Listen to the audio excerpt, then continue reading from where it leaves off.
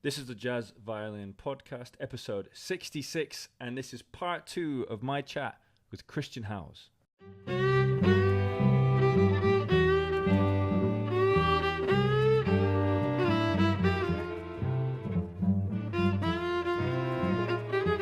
The Jazz Violin Podcast is a podcast aimed at people who love jazz violin, who are learning to play jazz violin, who are already playing jazz violin, or who like listening to other people talking about jazz violin. First off, I'm just going to talk to you about Patreon. If you love the podcast and you'd like to support us, you can do so by giving us a very small amount of money every month on Patreon. My podcast patrons get the opportunity to ask me any question about learning jazz violin, or just learning violin, or just jazz violin in general, and have it read out and answered on the podcast.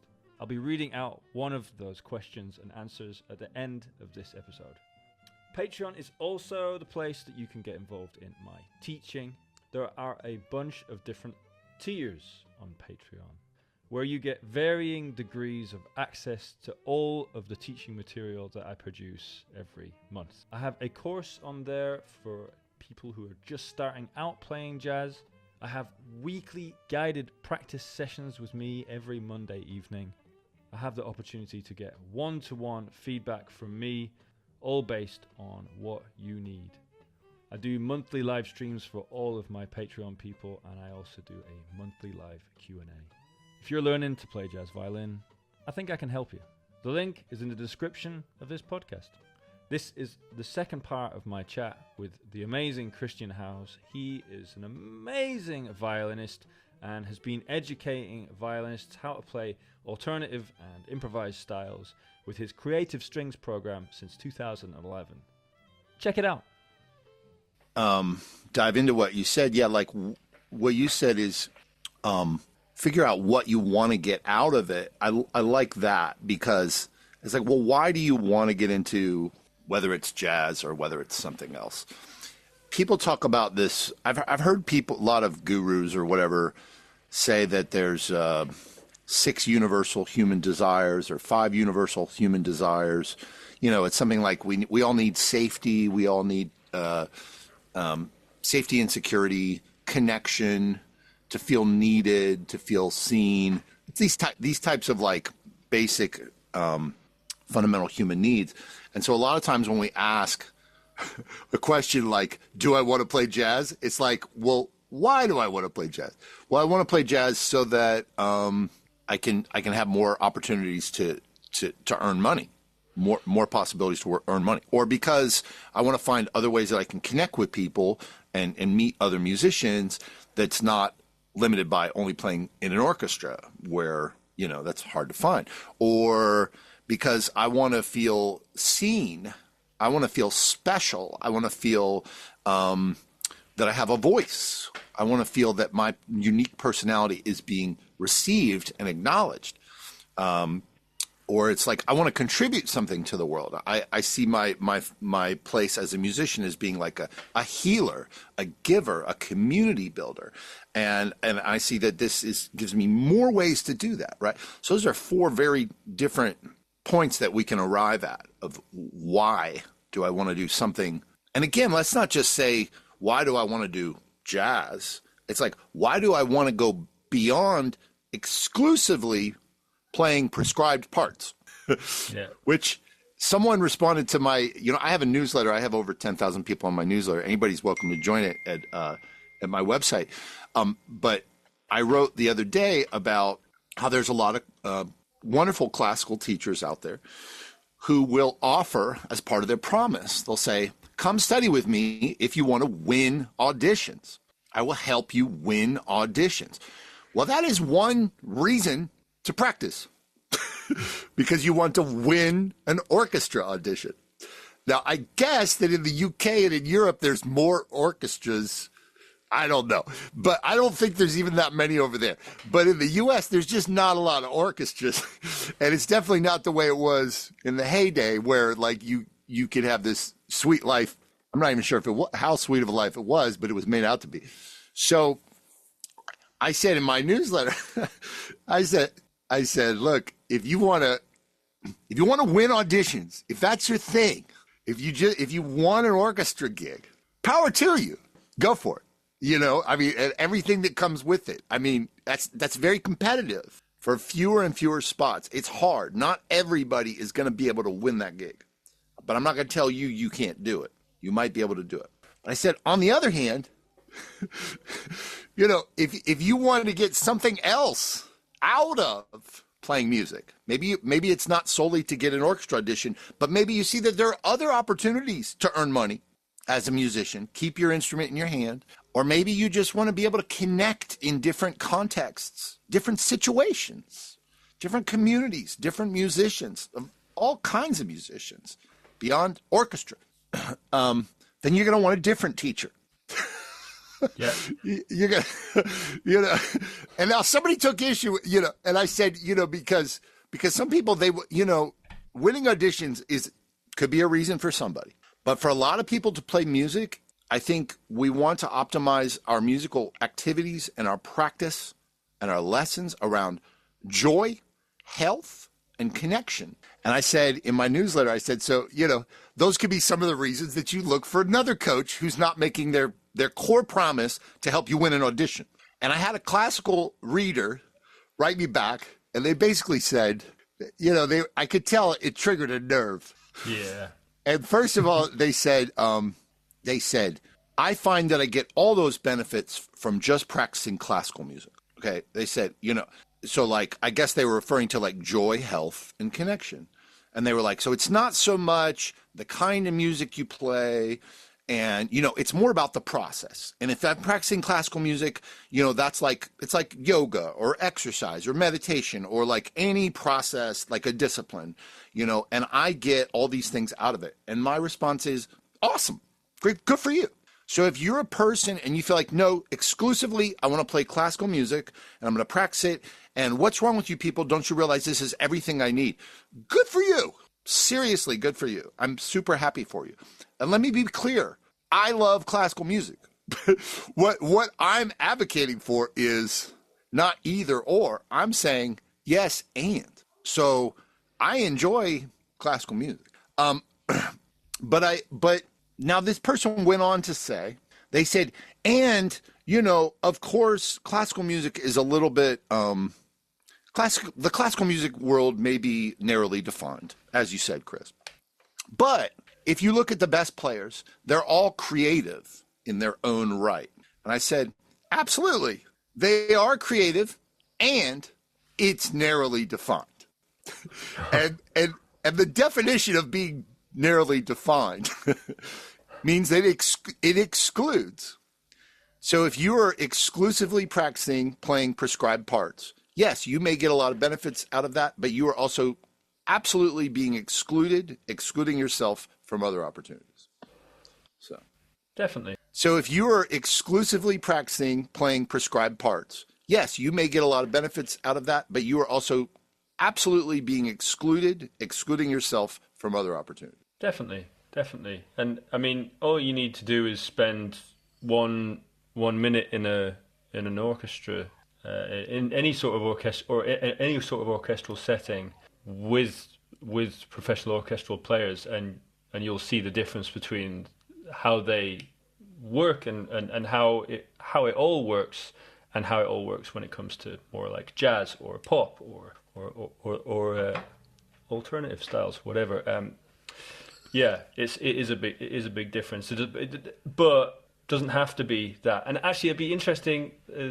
One question I did want to ask you was, and I guess it leads on decently from that, is you've been teaching alternative or alternate violin styles for I actually don't want to say how long. I can't remember. I don't know how long. I mean, probably 25 years at least. Was when I started really teaching it. It's been since 1996 that I started my career as a professional jazz violin player, and obviously I was practicing lots of different situations and in college and all that stuff before then. So yeah, but really I would say conservatively I've been teaching since around 2000. Yeah.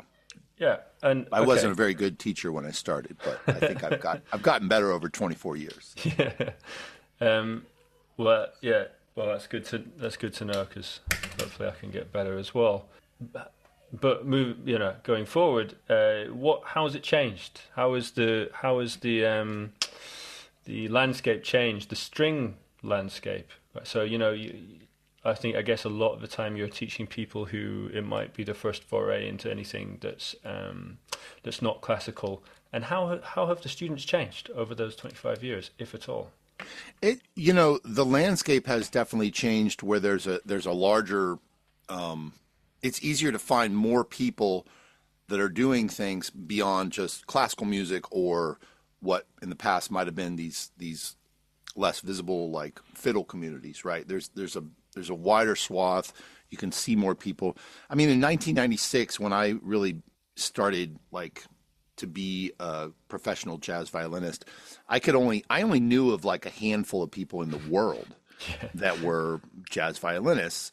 And then I knew about kind of fiddle players, different fiddle players in fiddle traditions, whether it was bluegrass or whatever. But now you can see a lot of stuff, people playing pop music, people recording their own music, people playing with singer-songwriters, people playing, just taking an interest in a lot more. So there is more of that. It has grown, and I still think also that there's still a lot of catching up to do with the rest of the music world. So I would say that in the bowed strings community, like we're kind of we have been separated into our own world. And so we're kind of, like 20, 30, 40 years behind everybody else. Like there's a culture among guitar players and a culture among piano players and a culture among drummers and bass players that has the advantage of a lot more accumulated knowledge and history and community. And so it's just a higher level of thinking around it in those communities, which is kind of a shame because it doesn't have to be that way. And so, in fact, for me, like I just learned from all these other instrumentalists, and I don't think that we need to be limited as bowed string players to working with bowed string players or being in a community of bowed string players. But I think that obviously it's nice if we can have that community and learn from each other and help each other. So do you think that we don't have there's not as much of a community of call it jazz violinists or jazz string players, or is it improvising string players? There's not as much of a community as there is, say, of like sax players or piano players or guitarists. Is that what you mean? Yeah, I would say that's true, and I would also say that it's just a lower level of discourse around the subject material. There's like a lower bar, like a lower standard of knowledge and competence. Yes. In the community. So it's like, in other words, like electric bass players are expected to have a certain types of competence. Like an electric bass player should be able to play the bass line on certain types of songs. They should be able to follow chord progressions and remember those chord progressions, right? So one of my things that I teach is like, I'm going to teach you to have those core competencies that electric bass players have, and the same core competency that electric guitar players have, and that keyboardists have, and and even acoustic guitar players in a bluegrass band. Like these are core competencies, which is to be able to learn the harmonic structure of a song and provide a function as an accompanist, whether you're in the bass role, whether you're in a percussive role, or whether you're in the role of the inner voices. I call these, and this maybe is a little bit of a digression or a tangent, but I call this like the caretaking role. And so you're a new father, so you can appreciate this right now. Congratulations again, by the way. But it's like all of a sudden, like you have to take 2 hours a day maybe, and you have your new baby, and you're like, wait, what am I supposed to do? You just need to, and your wife is like, you just need to sit with your baby, and you need to watch him. And you're like, wait, how do I do that? Right? And that's very confronting at first, right? But hopefully the dopamine takes over and or whatever, like you're going to figure it out. You listen to your wife, like you're going to get it, right? Well, that's the same thing we need to do if we want to learn those core competencies. We kind of have to do a 180 turn and be like, no, it's not all about soloing melody. It's like play that bass line and keep it steady. Like keep that chord progression steady. It's caretaking for the harmony. It's caretaking for the groove. And like, that's very humbling. So all these rhythm section players are expected to have those core competencies. And by the way, so do saxophonists when they take a burning solo. Like, at the heart of that burning solo is like, they take responsibility for the time, they take responsibility for the harmony. But it starts with the equivalent of watch that baby for 2 hours. And if they cry, give them a bottle of water. And that's really hard to do if you've oriented your whole life around other things. And all of a sudden, you just have to take responsibility and just be present to this thing. And you're like, no, but I want to just play a burning solo. It's no. You got to learn to do this before you can do that. Yeah, that is interesting. And I think that, I see this a lot, and do often wonder, and have wondered with other jazz violinists, why it is that perhaps jazz violinists don't have those core competencies, and also why they, just like, for example, not knowing the chords to tunes but still playing, And I think it is exactly like, as you said, is often we don't need to, I hadn't thought about the point that you have just made, which is just like, we're just a little bit behind, as in we're 40 years behind, because it's just new to have string players doing this stuff, and maybe within 40 years it'll be more of a thing. That's because I think my point has always been, well, guitarists know the chords because they have to know the chords, because they're not going to because they can't get, if they get to the gig and they're like, yeah, I just don't know any of the chords, then they're in trouble. Whereas if as a violinist, you can be like, how's it going, everybody? Nice to meet you. My name's Matt. I'm excited to play on the gig. I don't know any of the chords. Everyone's like, cool, man. No worries. That's good. And then it's all fine. My song saying that's so annoying. Did you just see can you see that? But think about it. It really is the same. It's the same thing for like a father, in my opinion. I mean, I'm sorry. I just want to dial into this, because as a father, we can be like, okay, baby's mama, okay, you got it? Okay, cool. I'm going out. Yes, yes. You're right. That's a really, really good point. And and what happens is, historically, the way I understand it, and sorry, everybody's going to have to really, really indulge me on this analogy now. No, I'm down for it. But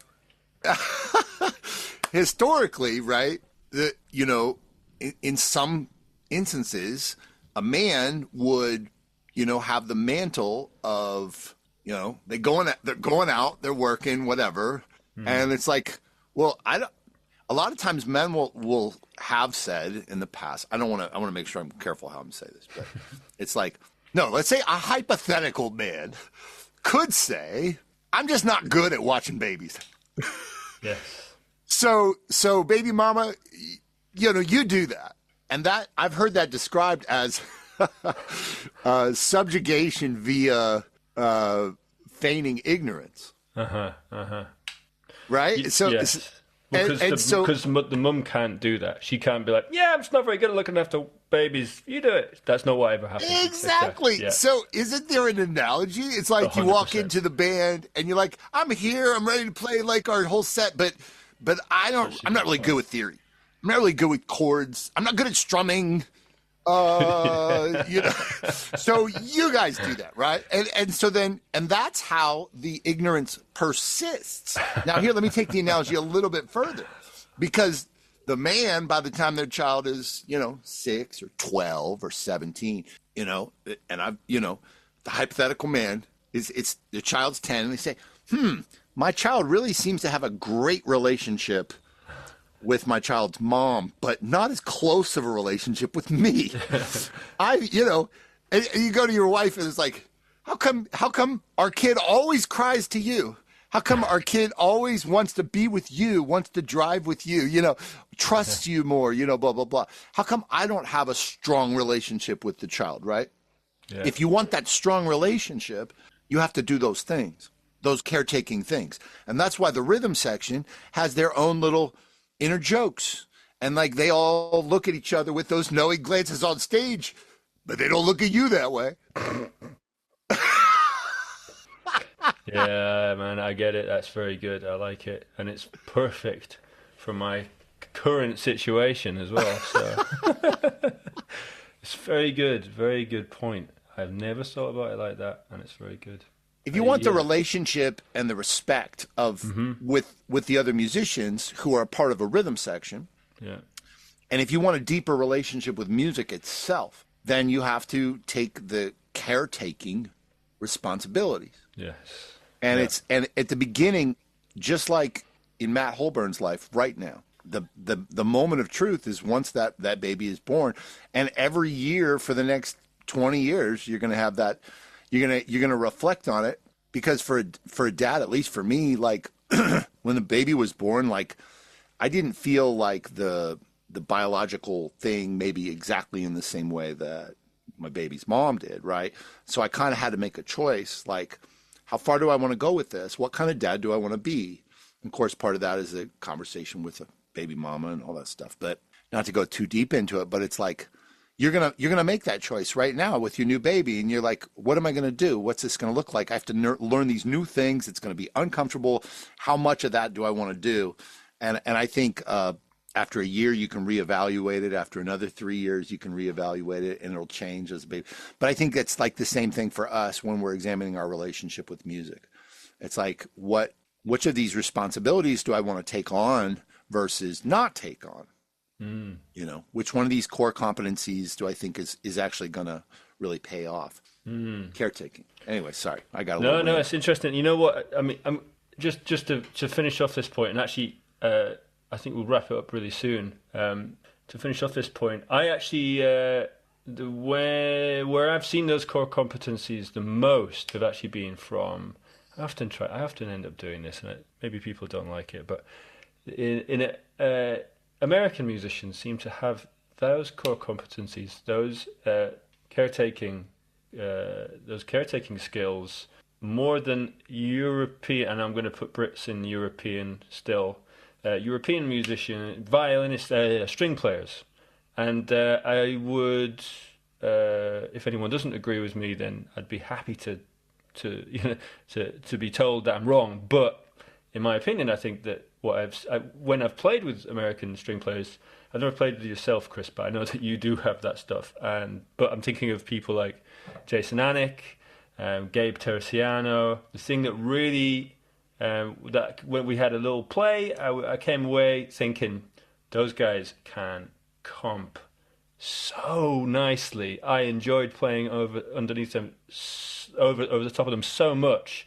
That I came away thinking that I need to change that about my playing, and it happens that they've often been American, and I wonder why that is. Why it is, because there's a lot of great European jazz violinists, and there's a decent tradition. The jazz tradition's not that old, right? And actually there's a decent long enough lineage of European string players playing jazz, but they don't have that rhythm down, the comping, the caretaking. So it's definitely an American trait. I think maybe it comes from the fiddle. There's a strong fiddle tradition as well in America, but there is in the UK as well. One European improvising string player who comes to mind immediately for me as a person who has cultivated that in his own way, I would say, is Stefan Braun.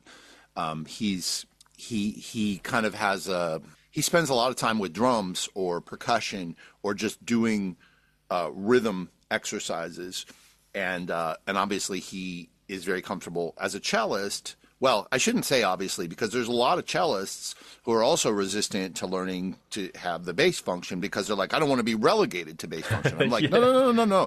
You need to learn the bass function because you'll work so much more.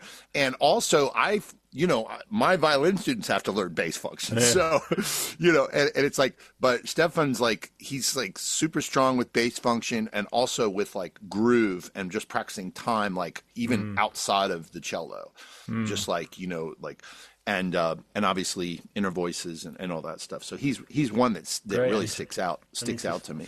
Need to chat to him or spend some time with him. That's great. Yeah, I guess I'm not saying there's none of us, but I've always been, to put it more positively, I've always been like really bowled over by, specifically Jason Anick actually and Gabe Terciano. Recently, Gabe played with him and was just like, that was so nice what he did. That's great. Under these. That's awesome. It's so, really inspiring. So, but Chris, thanks actually for being so inspiring yourself. I think we will wrap it up if that's cool with you. If you don't mind just telling us what's going on with you right now, if there's anything. Oh, thanks. Well, I'm running my camps in the U.S. and I also run a camp with Beju Bot in Lausanne, Switzerland. We're going to do the next one in May 25. So these are like gatherings for creative string players. It doesn't have to be just jazz. It's like get together live. So you can find info at christianhouse.com. Also at christianhouse.com, you can jump on my newsletter. I send out a lot of emails, and I tell stories. I give away free advice. My YouTube, I have tons of free lessons there, and some of them you can actually play along with hundreds of my lessons in different styles, different levels, all that stuff. And or you can join a class or just reach out to me if you have a question. Join my community.